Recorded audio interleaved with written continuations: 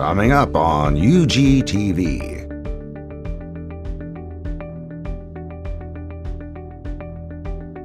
A special session of the Unified Government of Wyandotte County, Kansas City, Kansas.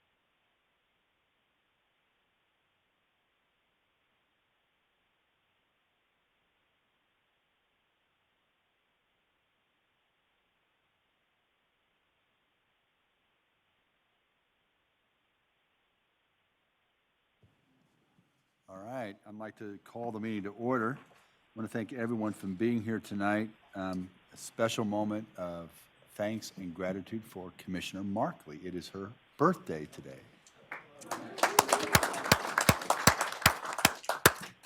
Nowhere else I'd rather be. We'll hold you to that. I'd ask the clerk to announce the meeting and call the roll, please. The special session of the Unified Government has been called to be held Thursday, August 29th, 2019 at 6 o'clock p.m. in the 5th floor conference room for the Road to Wellness Annual Review, followed by the pre-priority based budgeting preview. Roll call: Philbrook, Bynum, Here. Burrows, Here. Townsend, McKiernan, Regia, Here. Johnson, Here. Kane, Here. Markley, Here. Walters, Alvey. Here. All right, tonight we have two presentations. The first will be the Road to Wellness Annual Review, followed by a pre-priority-based budgeting preview. Say that fast 3 times. Pre-priority-based budgeting preview. Nope. Okay. I'll turn it over to Administrator Bach. Thank you, Mayor. Since you've already announced it, I'll let it go. This year, we wanted to come back from an insurance perspective with what we provide to our employees. We are a self-insured program that we go through. So we go through many different initiatives that we work on annually. We have an employee benefits committee that comes back, makes recommendations to our Human Resources Department and myself each year, which I'll bring forward as far as directions we want to go. And sometimes we can, sometimes we can't go in those directions.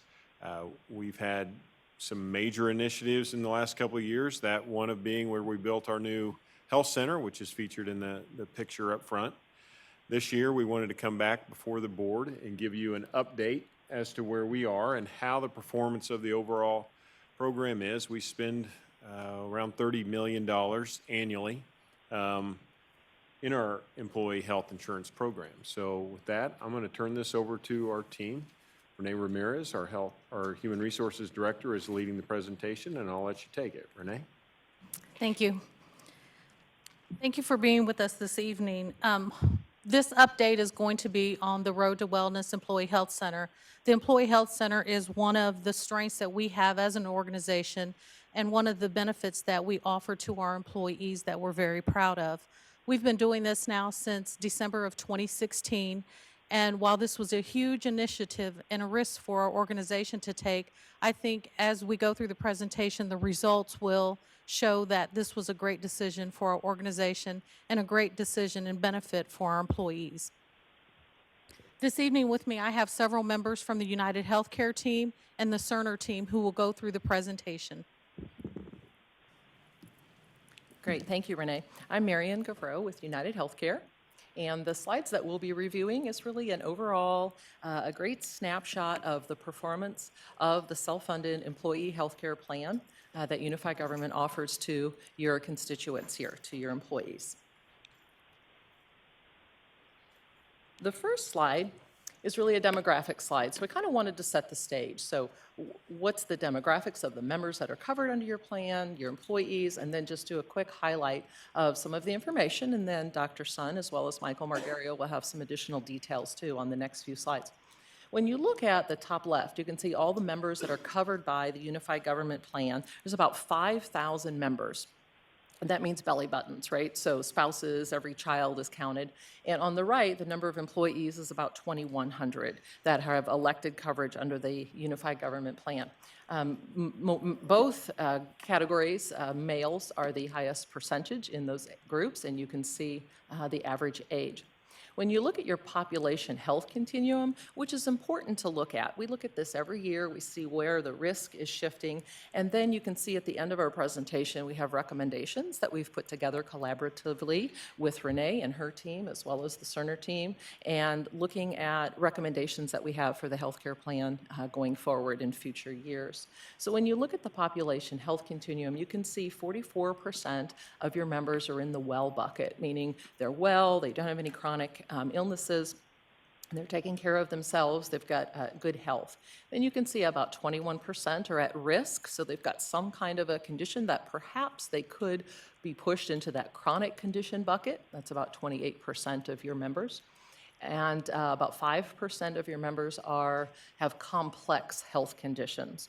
And when you add the chronic and complex together, you're looking at about 33%, so about a third of the folks that are covered by your healthcare plan, and those represent about 77% of the overall spend. And you just said we're spending about almost $30 million a year on the healthcare plan.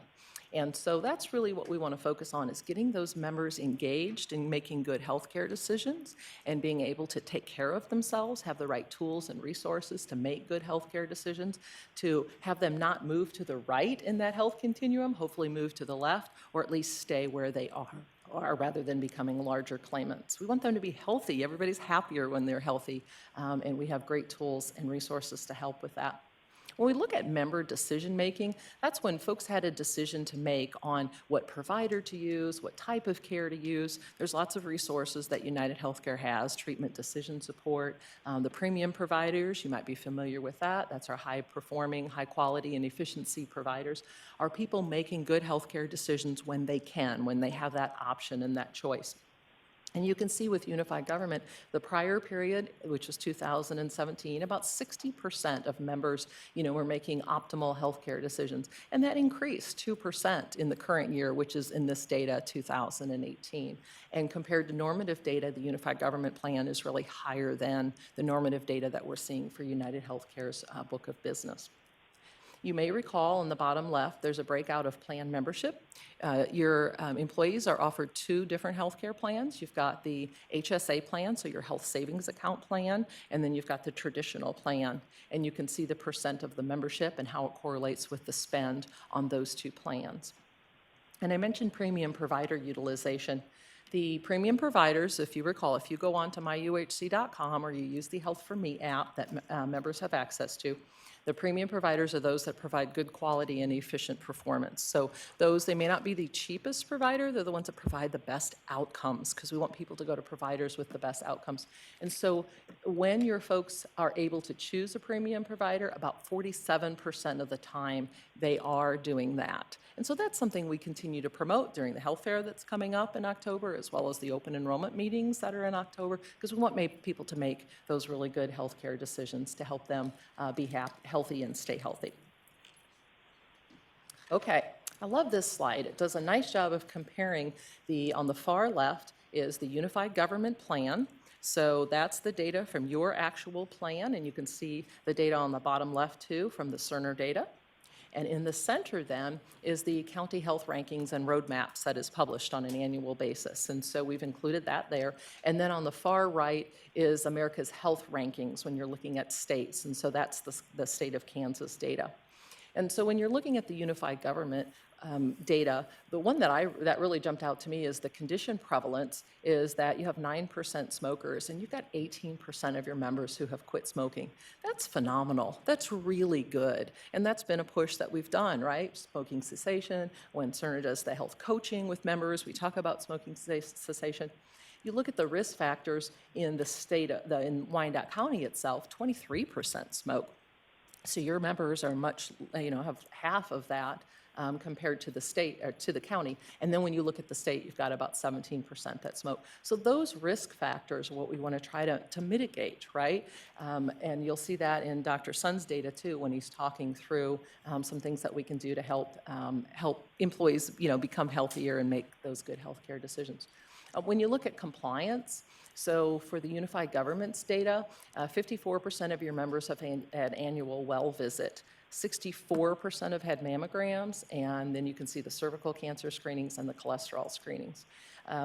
Those are good when you compare those to the normative data, but we'd like to see it at 100%. Those that need those screenings, let's get everybody pushed to get those screenings. And so that's something too, in collaboration with Cerner, that we've continued to communicate to make sure people get those screenings. On the bottom left, on the top 3 at-risk conditions during the health assessment, the personal health assessment, you can see obesity, high cholesterol, and then the high blood pressure. So all of those are being touched on at the clinic during, the well visits and sick visits as well.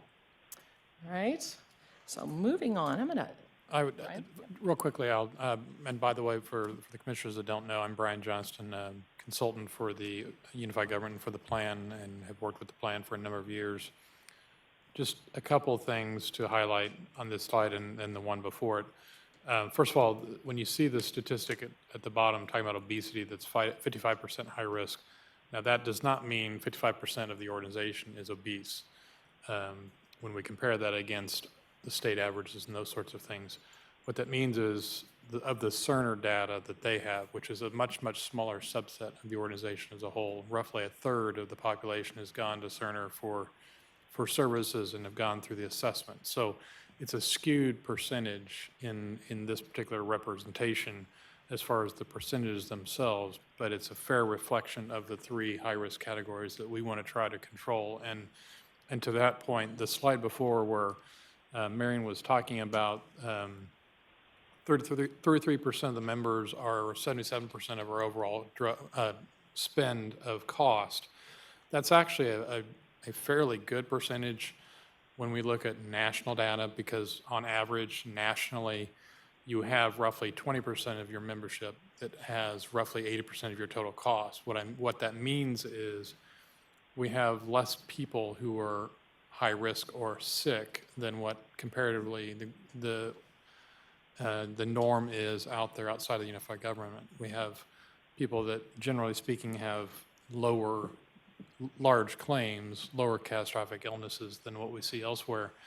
And that's, we think, attributed to a number of things, and you'll see more data about this, but the reality is we've had a number of efforts in place where we've been engaging people more in getting them to control their wellness and their behavior better, which I think long-term will continue to help us. So just trying to give context to this information as we then go to the next several slides. So this slide represents an 8-year annualized total medical and pharmacy, and then PMPM is per member per month. That's how we compare our plans to our normative data. So you can see the unified government's data compared to normative, which is kind of cut off on the right, but you can see it on your handout.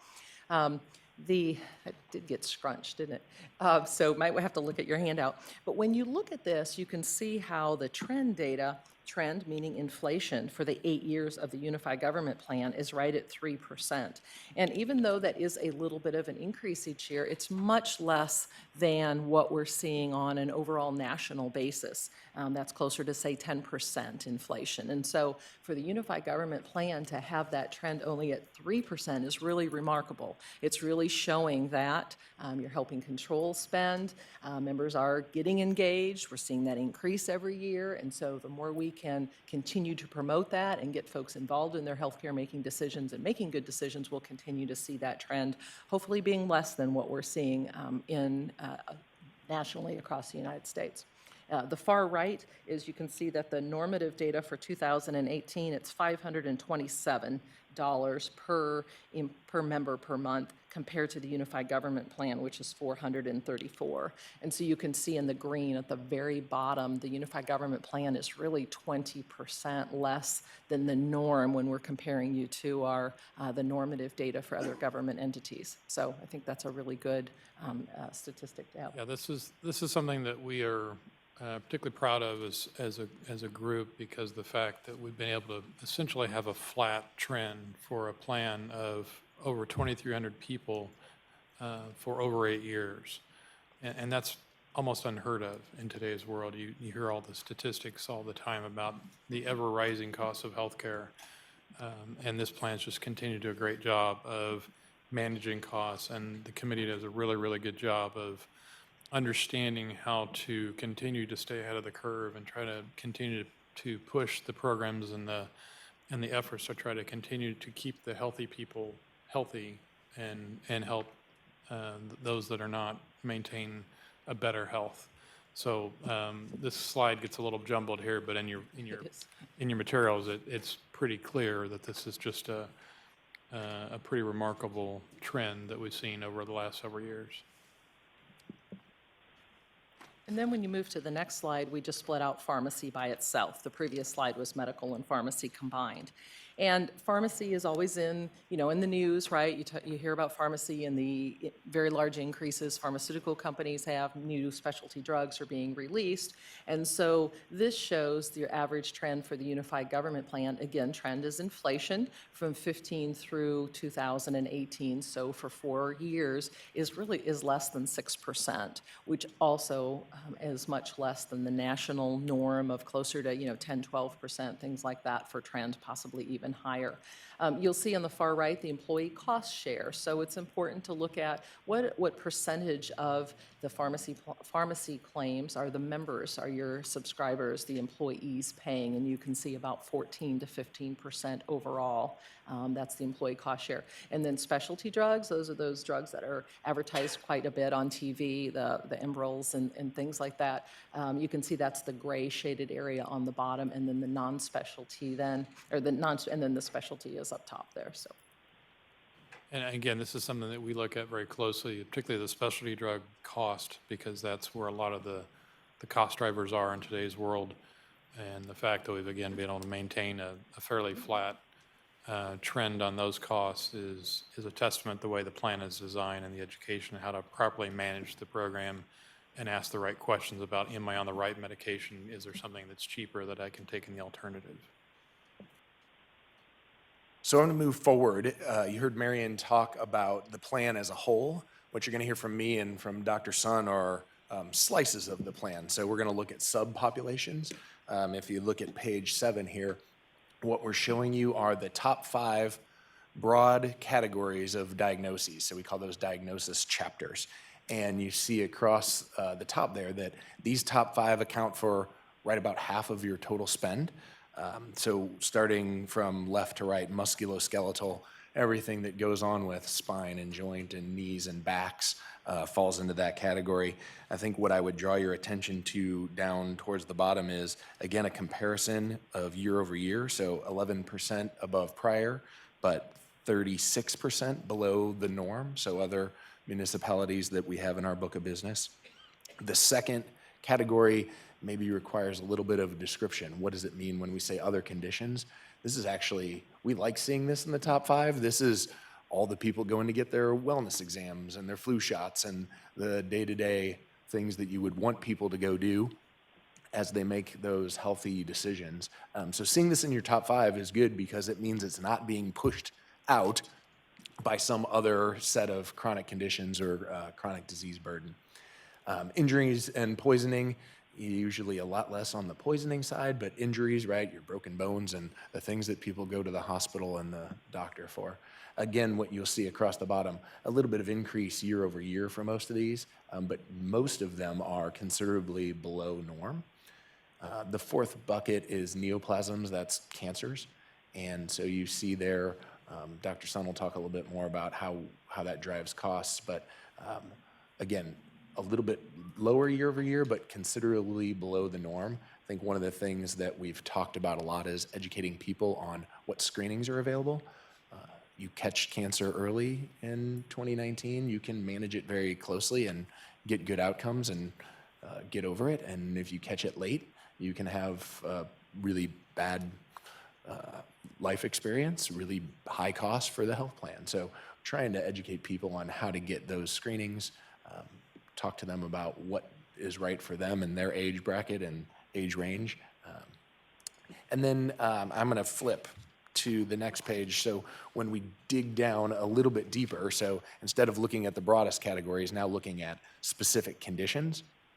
And what we find is that diabetes is the highest prevalence amongst your population. This is not a huge surprise, unfortunately. It's becoming true for the entire United States population.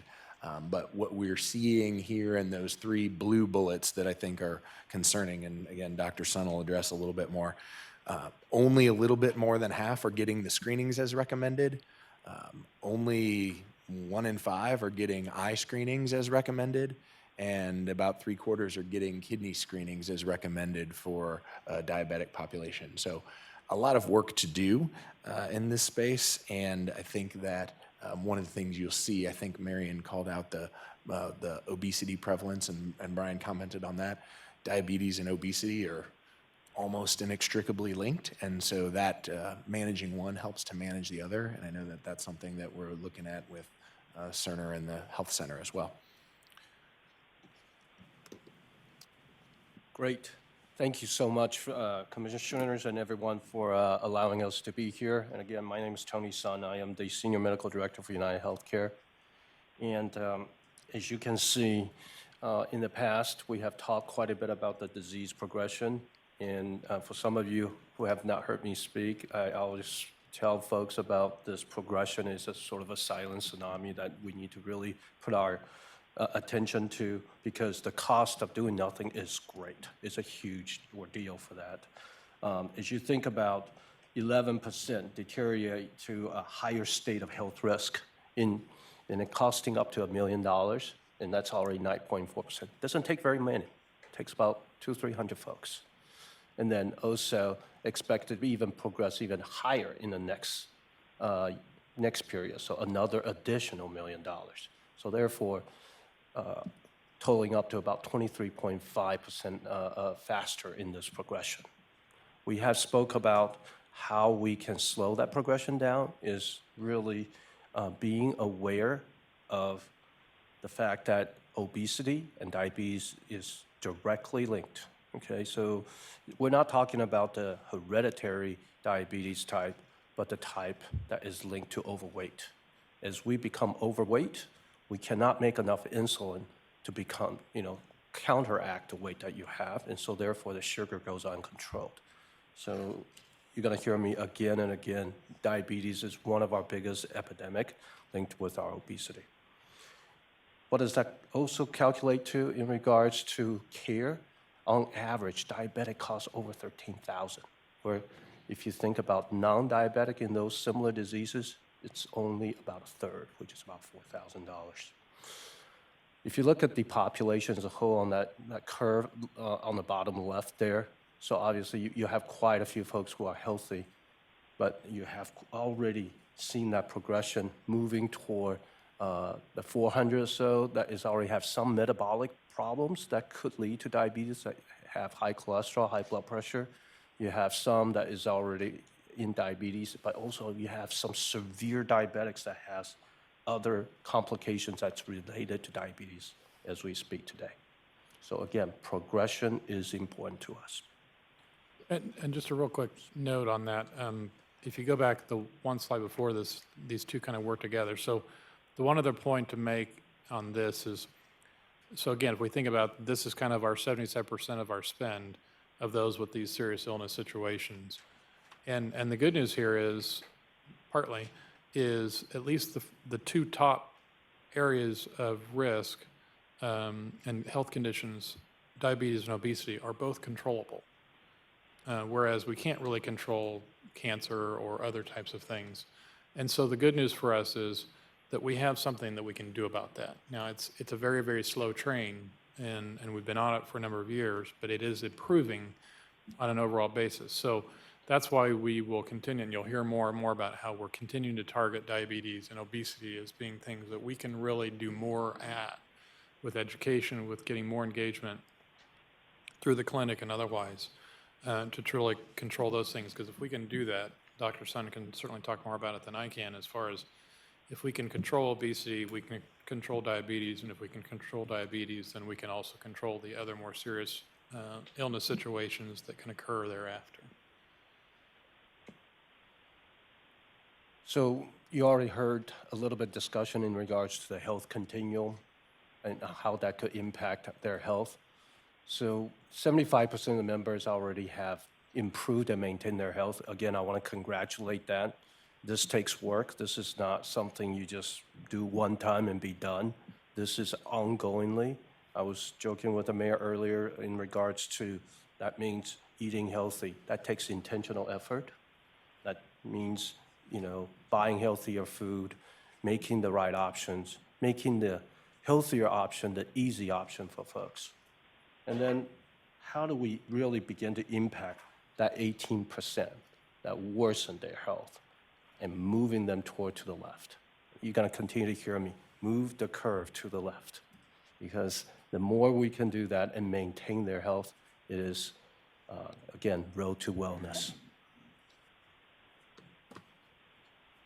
So this is what I call the well, at risk, chronic, and complex. If you think about that 4 categories, as Brian alluded to, if you add up the first 2, the worsen of the 2, which is about 1/3 of the population, which is spending way over, close to 77% of the spends. How do we shift that to the left? We have done quite well on the well area. I think we can do a little bit more. I encourage the commissioners as well as all the governments lead by example. And I talk to our folks as well into our United Healthcare, because we often test various ideas with our own employees. I have to earn my own points too, okay? So we gotta lead by example in that regards. And I know the mayor has been gracious already to discuss with us in regards to some of the things that we're gonna do on diabetes. We're very happy for that. Shifting as much as possible of the complex and chronic into either at risk and well.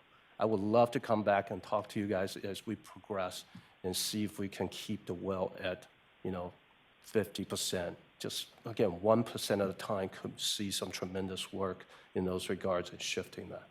Of course, there's always gonna be, complex diseases, cancers or catastrophic, that we have no control. That's why we have insurance, okay? Protect the most important asset of a person in a community is their health. We're gonna need insurance for that, but how to shift that toward the left is crucial for us. So therefore, I wanna applaud the plan as well as unified government for the work well done. I always said the work is never done. You wanna keep going, so participant engagement is very, very important. And especially as we age, I see myself and I see my parents, how to engage in those healthier behaviors, counting your steps, even 20, 30 minutes a day could be very, very important to you. But also, how do we achieve some of those things as medical need arises, okay? And that chronic and complex condition is very much behavior driven. So if we can modify our behaviors, and it's hard to do. It takes efforts every day to think that way. I do think I want to leave you with a little bit of a silver lining or a little bit of a positive thinking. My daughters, that they inspire me because the fact that every day they will remind me, Daddy, have you had your 2 portions of fruits and 2 portions of vegetables? Have you, had enough appropriate proteins? Have we lessened processed foods? So I do think, for our younger generations as well as our current generations, we can do so much better. So we appreciate the commissioner's invitation here today, and I'm sure we'll be here to answer questions. One last thing that I'll wrap up with, and then we'll move on and segue to the next step, which is if you look at this slide, there's a lot on it, but there's really a couple of things that I really see that that speak out pretty clearly. And you see the percent of employees that are engaged. So on the left side, the good news is we have 44% of our population that are well, but we have a 1% engagement with the employees at that basis. Whereas if we go all the way to the right, we have of our complex and our seriously ill situations, 46% engagement. Well, that makes sense. You know, if you're sick, you're going to probably be more active with trying to listen to somebody and try to get better because you don't want to stay that way. What, again, we want to try to keep doing is pushing more engagement at the well category that we never then get into the complex situation. The other thing is to kind of highlight that is from a numbers perspective. If you see the $54 PMPM per member per month, so that's what a well person essentially costs the plan on a monthly basis. Whereas if you go to the right, the complex, serious situations, you have a $3,000 cost per member per month. So, and this disparity between the number of people who are in each of those categories. So again, we've got to get much more engagement. Even still, we're doing a great job, but we got to get more engagement with people in their healthy behavior, and so that they can stay that way. And it's always a challenge to get that sort of engagement anywhere we go. But the unique asset the unified government has to help us with that engagement is the clinic.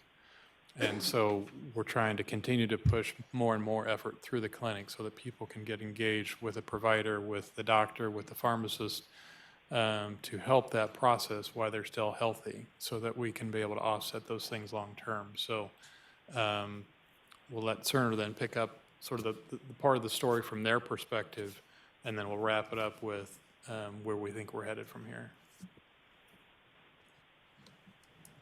Can I have a clarification? What do connections refer to? Are those office visits or connections to doctors, service providers? I'm sorry, Mayor, say that again. What do the connections refer to? It's the 15% connections under well.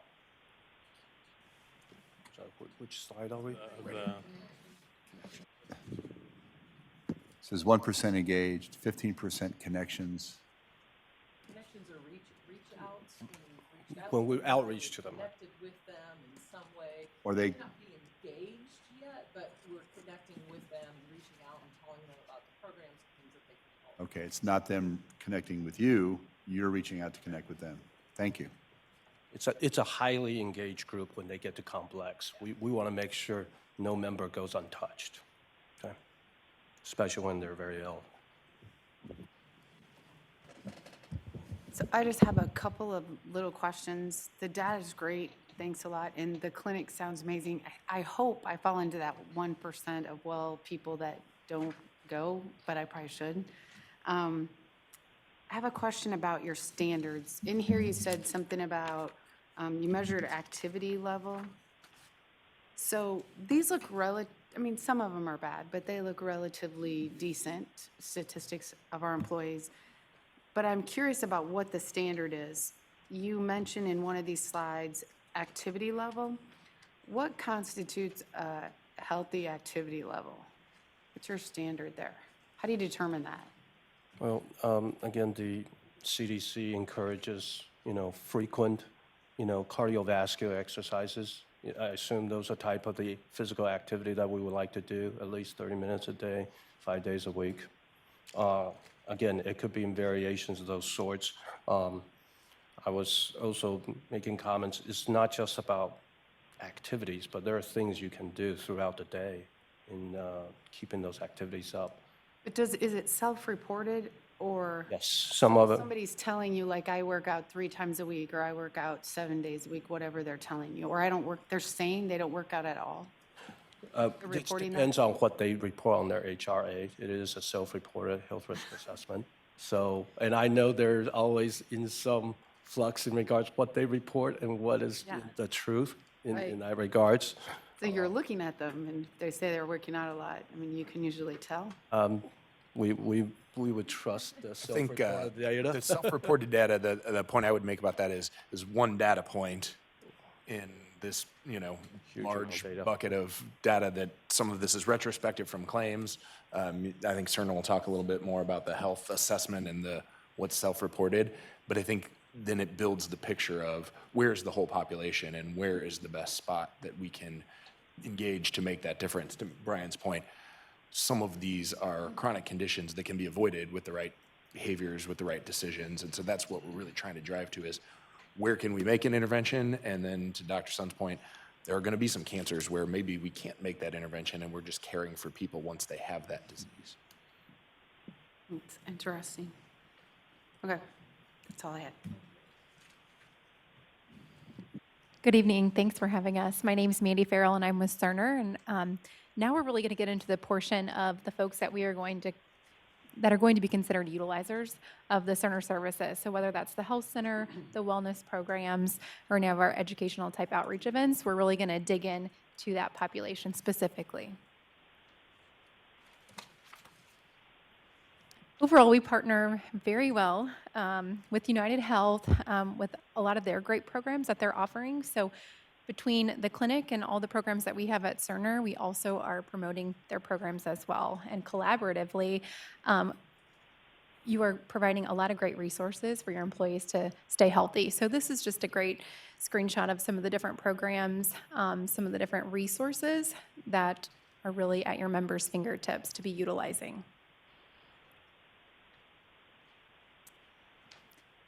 The clinic itself opened in December of 2016, so I don't have that 2016 data in there because it would be very minimal. It was only open 1 month out of that year. So if we look at 2017 over 2018, you do see an increase in overall visit counts by over 400. If we look down at the visit types, what we're used to really seeing in the majority of clinics that are in our book of business is, in the beginning, a lot of people come to us for the first time for more of an urgent care, same-day type need.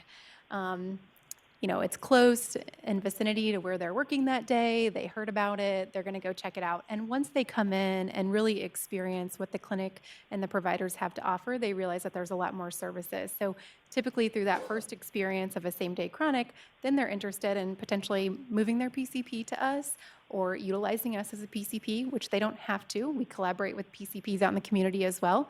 But they get to learn a lot more about our services and utilize this in other ways. So we have seen, if you look at physical exams, that's a good indicator of people who are trusting us with more than just that same day type needs. So from 99 to 178 in the second year, and we're seeing that number grow even more this year. If we look down, so we did have, when we met about this data earlier, the call out on dermatology screening. So why is it so much less this year than last year? We actually are kicking off screenings. We are going to do the first Wednesday of every month, a derm screening day. We have a provider that's going to be at the clinic. They're also going to go to different locations, different offices, and we are going to market that and promote that and get those screenings up. So that's something that we're focusing on for our last quarter.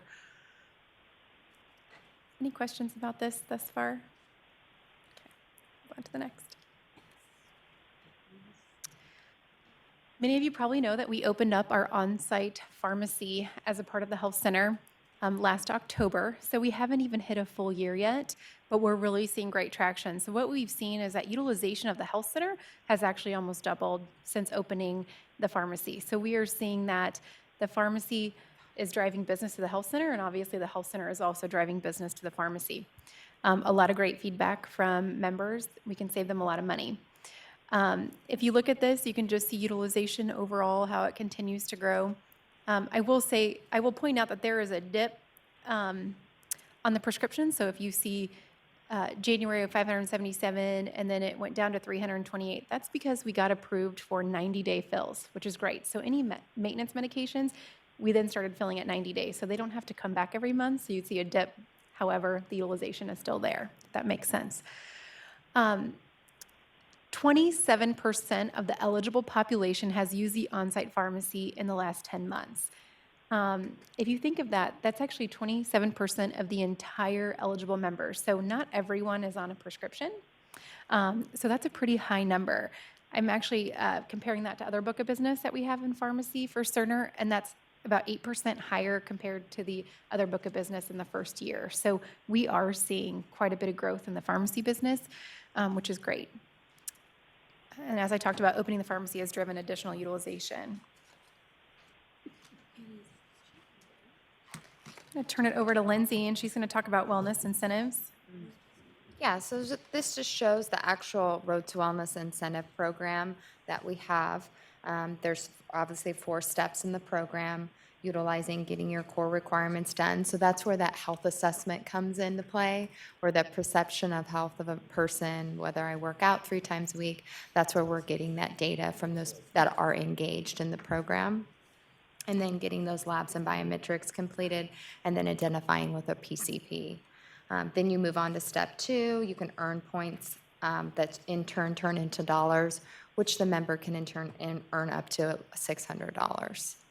So I'll go into the breakdown of each step and how people are participating of those that are engaged in the population in the next few slides.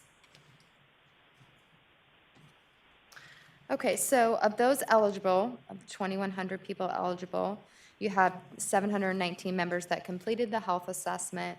And you can see of those that completed the health assessment versus the labs and biometrics over on the far right side there. You have 591 members that completed them, labs and biometrics. And then it shows a breakdown of the female to male ratio there. And then of the female to male ratio, those at the consistent level among age groups is age of 44. You see the breakdown of the years 16, 17, 18 as well. So this is one of those slides, again, we talk about engagement. I mean, this is probably one of the strongest examples of how we have work to do. We have roughly a third of the population who is both utilizing the clinic as well as actually doing the things like doing a health risk assessment to start the engagement process. And so these are the sorts of things, either through the wellness incentive program or through the education process and the campaigns that we continually will be doing to try to get more people down to the clinic, because we know once we get them down there, we've got them sold. We just got to get them in the front door. So that's why the pharmacy is a good next step, and then we'll just keep working from there as time goes on. So just a really quick question, not to interrupt your presentation. So anybody that's in this can just show up at the health center and get a health assessment?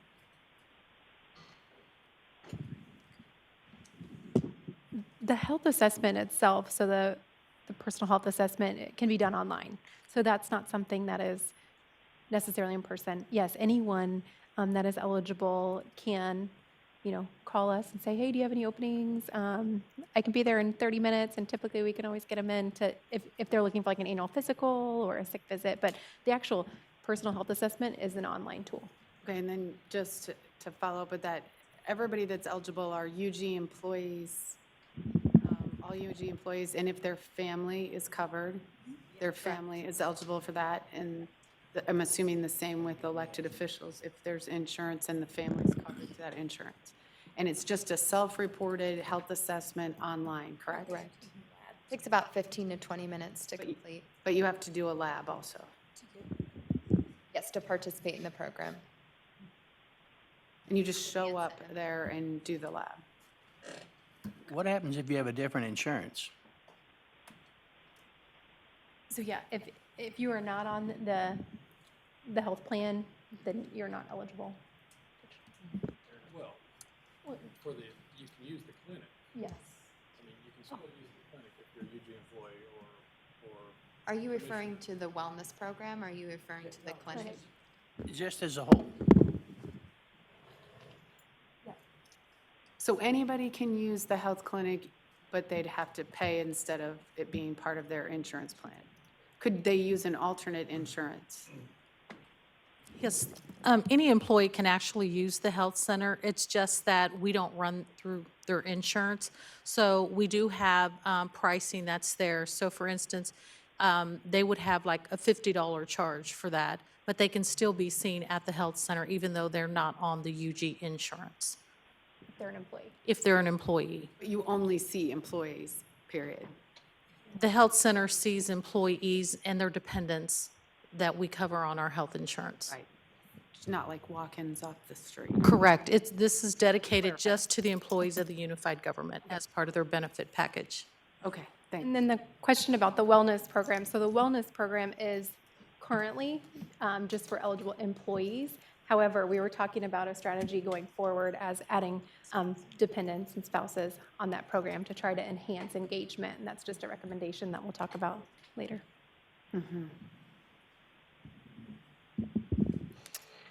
So looking at the next slide that talks about the engaged population that's participating in the Road to Wellness program. Same thing as UHC presented our top health risks: obesity, hypertension, and hyperlipidemia. And it shows the breakdowns, and it also shows the years 16, 17, and 18. While obesity continues to remain high, hypertension and hyperlipidemia have reduced among the engaged members, so that's good. And you have 57 of the participants with 2 or more high comorbidities. If you look over on the right-hand side, a cohort group is a consistent 3-year of the same members that are participating. So you have 275 members that have participated over the last 3 years, and it just shows some percentages here. So 31% of the cohort have decreased their high risk, which is great. I mean, you're thinking from 16, 17, and 18, they've aged 3 years. So showing that they've either decreased or if they've maintained no change, which 34% have maintained. And then you have 8% that have started with zero high risk and have maintained. 27 have increased over the 3 years. Questions on that slide? This is the breakdown of the Road to Wellness program. So like I said, step 1, you have 508 members that have achieved the biometric screening. They've participated. They've either gone to a screening event or have gone to the clinic and completed their biometric screening. Step 2, showing members that have done either a preventative exam, like a dental exam, annual visit. They're participating in health coaching, any type of walking event, strength training. Step 3 is probably our highest participation, participating in a wellness class or a workshop where we go to different sites within unified government. It's been very popular, and the members seem to enjoy it. And then step 4 is that additional earnings. So if you've completed all steps 1, 2, and 3, you'd earn an additional incentive, which consists of step 4.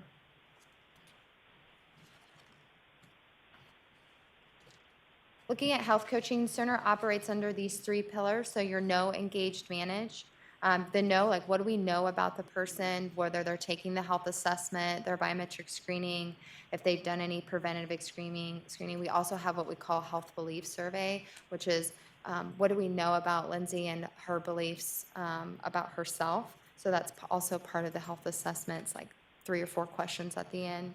The engage section, you know, how we're engaging them. Are we giving referrals? Are we meeting with a health navigator? Any education sessions, walking challenges, those type of things.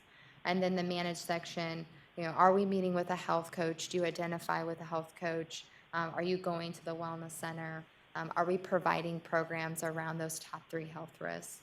And then down below, you'll see how many people have participated in health coaching from all 3 years. Again, we started pretty late in 2016, so it's continuously climbing over the last 2 years. And Gabby is our health coach, so she has regular office hours here in this building, and she also goes down to the clinic regularly.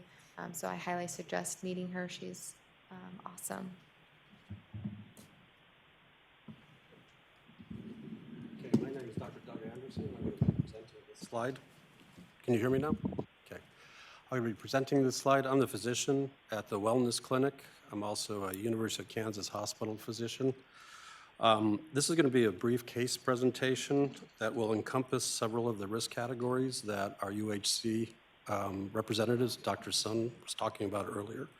It's also going to put a human face to all these statistics that you've been seeing for the past 50 minutes. It's quite meaningful, though. This patient, not mine, but he was a patient of Kim Bogart, our physician's assistant and office manager. Although he's not my patient, he's very representative and exemplary of many of the patients that we see in the clinic. This is a 45-year-old male who came into the health center for physical and screening points, or the wellness incentive points. So this is a case where our incentive program has impacted the wellness of this patient significantly and his future health. His blood pressure was elevated, he was overweight, labs came back very concerning. The patient was brought back, once we had the lab results, into the clinic to review the labs with Kim. He had elevated cholesterol, he was a diabetic, he had high blood pressure and other cardiac risk factors. This is a fairly common patient that we're seeing, not just in our clinic, at the wellness clinic, but pretty much in any primary care clinic. They discussed the seriousness of his diagnoses and what possible serious complications could occur. After their discussions, he was started on 3 new medications, but besides just throwing medications at this patient, he was sent to our wellness coach, Gabby, for 2 visits, both in December and I think it was November and December. He was given 3 months to use a term my dad used to use, straighten up, and he actually took all this to heart. And in 3 months, he lost 26 pounds. His blood pressure, which was elevated, I'm not sure what the number was, but he came down to 123/81, which is well within normal range. His hemoglobin A1C was 8.2. Anything over 6.5 is diabetic. He brought that from 8.2 down to 6.5, so he's almost in the pre-diabetic range. His total cholesterol went from 224 down to 162. We'd like to see it under around 180 or better, so he's done well there. His triglycerides, they're harder to bring down, 229 down to 220, but most telling, this patient brought his LDL down from 132 to 78. Oh my God. He's almost eliminated the risk factor associated with low-density lipoprotein cholesterol for causing heart attacks. And this particular cholesterol is responsible for about 80% of coronary occlusive activity in the heart. Now, this is a wonderful example. We have quite a few of these, and we have ones that have improved, not as significantly as this, but you can see he's significantly improved his health. So instead of having his heart attack or whatever it is at age 65, he might be 105 before that happens. And that's what our goal is. Longer time, higher quality of life. So anyway, the last sentence here is very important. He is motivated and plans to continue to lose weight to get off all or some of the medications. So just like Dr. Sun brought up earlier today, it's that weight loss, healthy lifestyle changes. Now, our goal also with this patient, and something that will be just as important as this acute intervention that we did, if you want to put it that way, is to keep him motivated. And so what we'll be doing is bringing him back periodically. Our clinic model gives us enough time to actually talk to the patients so we can discuss any problems he's having with getting enough time to exercise, eating properly. We can refer him back to Gabby so she can pound on him a bit more. But a lot of times we ask the family members to come in, partners to come in, spouses to come in so they can get involved. We've actually had whole families losing weight and starting exercise programs because of this sort of thing. So this is a good example of many of the patients that we're seeing, varying amounts of success. He is an extreme example, but we have quite a few of these, and he encompasses so many of the points that we've been bringing up already in this visit today. So that's a real UG employee? Yes. No, this is a real person, a UG employee. Should get like a button or something. What we should do is give them something big if they keep doing this for like 2 years, you know. Right. Oh, nice. We have given them 30 more years of healthy life. So that's pretty good too. Yeah. I'm thinking something more exciting for him. Like Dr. Anderson said, we see a lot of this, and some of these are just triggered from the one incentive factor of trying to get points of, I'm going to go get my labs. I want to get a few points and get some dollars back. And that is the trigger of seeing, how much risk someone can have. And then, boom, pulling together our resources and the health center and Gabby, the pharmacy, and all working together as that care team to get this person as healthy as possible to have a more productive and less costly life. Next, we're going to share another story, which is directly out of our new pharmacy. George, if you don't know him, is our pharmacist on site, and he's very popular. Everyone loves George. He saves people a lot of money. So, welcome, George. Thank you. So we had a 50-year-old patient who came into the pharmacy one day, and he was prescribed a steroid inhaler, brand name medication for an inflammatory esophageal condition. Basically, what was happening is he was having an immune response, and his throat was closing up on him. It was making him hard for him to breathe, not necessarily breathe significantly, but to eat and things like that. So the doctor prescribed this steroid inhaler with the idea that as it went down to his lungs, they would treat his throat condition. He was on the high deductible plan. It was going to cost him at least $400 or more. Patient indicated that he could not take it, so I reached out to his doctor and told him I'd see what I could do. Doctor and I had a great conversation. In between this step, there was a second alternative that we tried that was going to knock it down to around $50. It wasn't going to be viable. I actually had the doctor's cell phone number, personal cell phone. So the next day I called him and said, this isn't going to work. We had another conversation, and what we ended up doing is same active ingredient, but it was in a nasal spray that's a generic. And doctor said, well, you know, when you use that, it goes down your throat. And I said, yeah, yes, you're right. And so you want to try that? And he said, yeah, let's put 8 drops of the nasal spray in some honey and just have him swallow it. And so the cost of the medication ended up being $5 for that bottle of nasal spray. Gentleman came back a month later and for a refill, and I said, how's it going? He said, it's working great. So, you know, just that was per month. So he saved almost $400 a month. He would have quickly met his deductible, but he could use that money for other things. And so we have a lot of stories in the pharmacy where people are saving dollars on their prescription.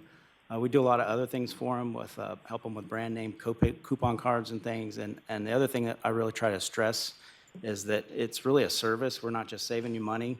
If you have questions, call. There was another employee that was in the hospital for a heart attack. They called it the Widowmaker. You know, he came in right after he got discharged and said, hey, these are my new meds. What's this going to cost me, and what do I need to ask my cardiologist before he went to the visit? Because he had concerns about how he was going to finance it and things like that. And we had a nice 20-minute conversation and gave him some bucket list drop-down things to ask his cardiologist, so he was prepared when he went in. And so we've got different stories, not just drug saving, but service things that help people even outside the pharmacy. So it's been a lot of fun. So our next slide then really brings us to our solution opportunities and our recommendations. You know, flip the slide, please. So we all work together to say, okay, what can we do to continue to help the healthcare plan perform well and engage members? And we determined really that our goal is to engage employees to reduce complex and chronic health conditions and increase low-risk outcomes. That's the goal of all of us here, wanting to help get the unified government population healthier. So ways to do that we have listed here. Very important, that first one there in number 2, develop a multi-dimensional, because you're reaching all sorts of different folks that like to be communicated to in different ways, a marketing strategy to improve employee knowledge of existing United Healthcare programs. There are tons of United Healthcare programs that are included in the Unified Government Healthcare Plan. The employee wellness incentives and the Road to Wellness Clinic. Make sure folks know about those, that they're using them to the best of their ability, and are educated on how to use those resources and how to engage. Under number 3 there, implement targeted education and wellness campaigns related to diabetes, obesity, and other top health conditions. We've all talked about these healthcare conditions. Diabetes and obesity are huge drivers in the cost of the healthcare plan and in the health of the individuals. And we really want to help individuals help lead healthier lives. Real Appeal is a weight loss program. We mentioned that. I think one of Mandy's slides mentioned that. That is a weight loss program that's included in the employee healthcare plan through United Healthcare. It is targeted at helping individuals lose weight and helping with all those other comorbid conditions that go along with that, with diabetes being, the number 1. You want to touch on that one, number 5, Mandy? All right. I think we're going to have to close up. We have a meeting that starts at 7 o'clock. No problem. So you've got the other 2 listed there, and we just greatly appreciate your time. And we very much appreciate the work The clinic and the operations we do is fantastic. If you have not been a user of it and any of our employees are watching this, encourage you to go do it. And just like that, from the pharmacy perspective, it's a complete change on your bill. Very, very affordable comparison to what you pay in other areas. So all the programs we have are things to encourage good health for our employees, and we put a lot of things forward to put us in the right direction. Thank you very much. That is. Thank you very much. We had one more item tonight, and that's on priority-based budgeting. Our program is next week, so you have the presentation. I'm not going to go into it, but I'm going to emphasize one thing, and I only have about half of you tonight, but with that sheet, you have this thing of definitions. This is going to be the heart and soul of what we're talking about next week. What our staff has worked on over the last couple of years is we have our goals that are out there that the commission works on.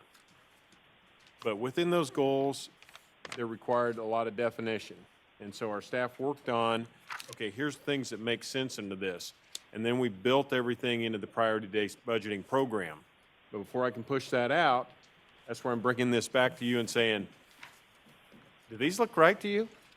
Is there something we're missing? Do we need to change this? So a couple of hours, I mean, we're dedicating some time to this. That is what we're going to do next week. If you have a chance to kind of read through these, you might look at them and go, boy, that seems a little off, or maybe we hit it right on. But I want to make sure what we come out of that with is right on, because we're refining everything we do between September to November of where we're measuring and where our money's being expended and saying that's priority or not, based on how these definitions work. So that's just a little heads up. Wanted to get this to you a week in advance, and then we'll go from there. All right, we're going to need about 10 minutes so we can get set up for the next. So we will convene at probably 7:10, 7:11. Commission chambers, thank you.